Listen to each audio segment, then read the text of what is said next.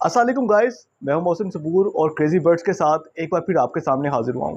आज की वीडियो एक बहुत ही इंटरेस्टिंग टॉपिक के ऊपर है और वो टॉपिक है फोस्टरिंग। फोस्टरिंग क्या होती है, फोस्टरिंग क्यों ज़रूरी है और फोस्टरिंग कैसे अंजाम देते हैं, इन तमाम सवालात के जवाब हम इस वीडियो में कवर करेंगे। फोस्टरिंग की अहमियत बर्ड्स ब्रीडिंग के अंदर बहुत ही ज़्यादा है और अगर हमें इन तमाम सवालात के जवाब मिल जाएं तो हम अपनी ब्रीडिंग को बहुत अच्छे तरीके से अंजाम दे सकते हैं। पहली बात ये कि फोस्टरिंग होती क्या है। फोस्टरिंग बेसिकली एक ऐसा अमल है जिसके ज़रिए आप एक बर्ड के अंडों को या उसके बच्चों को उठाते हैं और किसी दूसरे बर्ड के नीचे रख देते हैं। तो जिस बर्ड के नीचे आप ये अंडे और बच्चे रखते हैं वो बर्ड कहलाता है फोस्टर पेयर और इस अमल को कहते हैं फोस्टरिंग। जी गाइस, अब हम बात करते हैं कि फोस्टरिंग क्यों ज़रूरी है। फोस्टरिंग कुछ वजूहात की बिना पर बहुत ज़रूरी है। पहली वजह ये कि बाज़ औक़ात कुछ बर्ड ऐसे होते हैं जो कि अपने अंडों को ठीक तरीके से हैच नहीं करते हैं या वो अंडों को उठाकर बाहर फेंक देते हैं। तो आप उन अंडों को उठाते हैं और किसी ऐसे बर्ड के नीचे, किसी ऐसे पेयर के नीचे रख देते हैं जो कि इन अंडों को अच्छे तरीके से हैच कर सके, बच्चों को पैदा कर सके और फिर बच्चों को पाल सके। नंबर 2, बाज़ औक़ात ऐसा होता है कि कुछ बर्ड्स अपने बच्चों को सही तरीके से फीड नहीं करवाते हैं, अपने बच्चों को सही तरीके से सर्वाइव नहीं करवा पाते। तो फिर आप ये करते हैं, या तो आप उन बच्चों को उठाते हैं और हैंड फीडिंग पे ले जाते हैं, या दूसरी ऑप्शन ये होती है कि आप उन बच्चों को उठाने के बाद किसी ऐसे पेड़ के नीचे रख देते हैं जो कि इन बच्चों को अच्छे तरीके से पाल सके। हैंड फीडिंग का नुकसान ये होता है कि बाज़ औक़ात आपके पास इतना बिजी स्केड्यूल होता है, आपके पास टाइम नहीं होता या आपकी इतनी हैक्टिक रूटीन होती है कि आप पूरा दिन नहीं दे सकते, जिससे बच्चों को सर्वाइव करवाना बड़ा मुश्किल हो जाता है। इसलिए आपकी प्रेफरेंस ये होनी चाहिए कि आप उन बच्चों को किसी ऐसे पेड़ के नीचे रख दें जो कि इन बच्चों को पाल सके। अच्छा, यहाँ पर आपने एक बात का ख्याल रखना ज़रूरी है कि आप उन बच्चों को जब जिनको उठाते हैं उनको जिस पेड़ के नीचे रखें, उस पेड़ के बच्चों का साइज़ उस बच्चों की तरह सेम होना चाहिए। अगर साइज़ सेम नहीं होगा तो अल्टीमेटली आपका जो फोस्टर पेयर है वो बच्चों को सही तरीके से नहीं पालेगा।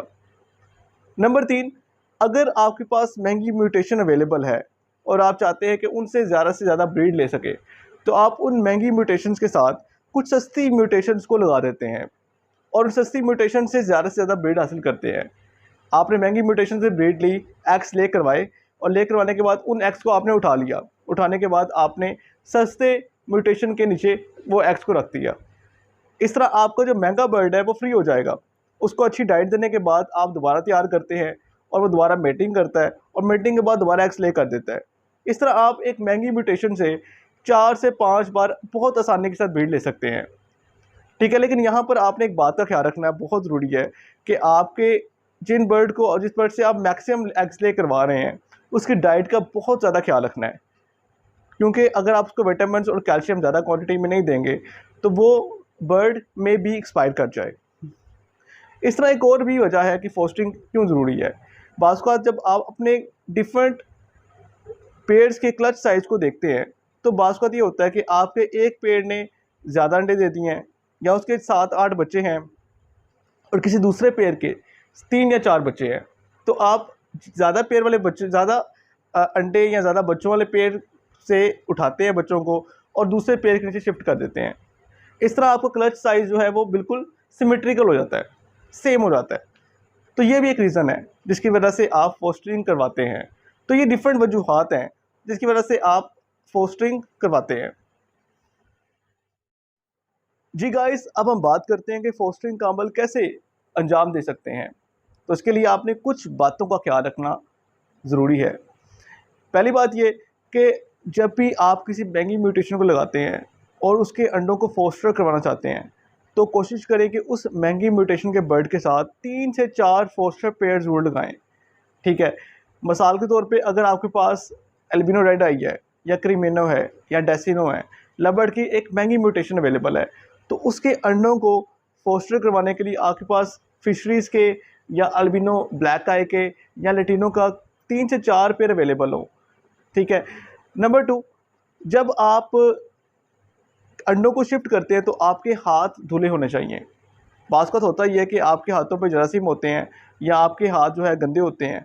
जब आप अंडों को उठाते हैं तो आपके जर्म्स जो हैं वो अंडों में शिफ्ट हो सकते हैं, और अंडे इतने सेंसिटिव होते हैं कि उनका एम्ब्रियो जो है वो हल्के से जर्म्स के साथ भी डैमेज हो सकता है और वो मर सकता है।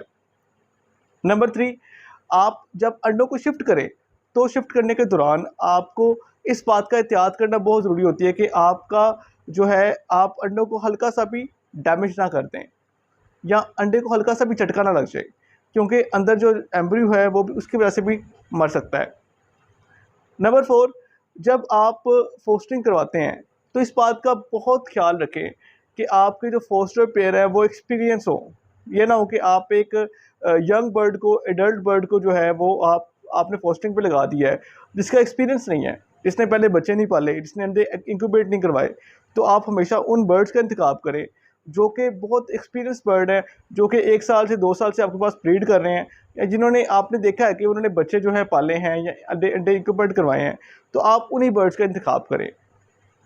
नंबर 5, होता बात ये है कि जब आप एक महंगी म्यूटेशन के साथ फोस्टर पेयर लगाते हैं तो फोस्टर पेयर्स अंडे दे देते हैं और वो अपने अंडों को फर्टाइल भी कर लेते हैं। तो आपने कभी भी फोस्टर पेयर के फर्टाइल एग्स को बाहर नहीं फेंकना, क्योंकि इससे गुनाह हो सकता है।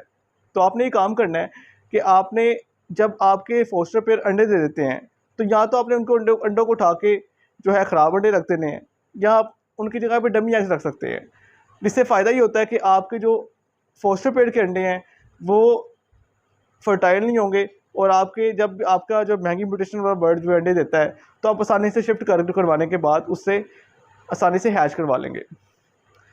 लास्ट बात, आपने इस बात का ख्याल रखना है कि जब आप एक फोस्टर पेयर से बच्चों को बुलवाते हैं तो वो क्लच जब कंप्लीट होता है तो कंप्लीट होने के बाद आपने ये काम ज़रूर करना है कि आपने उसकी नेस्टिंग मटेरियल को निकालना है, उसको साफ़ करना है, उसकी जो मटकी है या उसका बॉक्स है उसमें कूपेक्स पाउडर डालना है और दोबारा एक नई नेस्टिंग मटेरियल डाल देना है। इससे आपके जो नेक्स्ट क्लच के बच्चे हैं वो सेहतमंद रहेंगे और जल्दी सर्वाइव कर जाएंगे। तो गाइज़, ये थी मेरी वीडियो आज की, और मुझे उम्मीद है कि आपको बहुत अच्छी लगी होगी, और आपके फोस्टरिंग से मुतल्लिक जो सवालात आपके जहन में थे वो तमाम सवालात के जवाब आलमोस्ट हमने ले लिए हैं। और जब सीज़न शुरू होगा तो इंशाल्लाह मैं प्रैक्टिकली सब कुछ चीज़ें आपको करके भी दिखाऊंगा। थैंक यू सो मच, और दुआ में याद रखिएगा।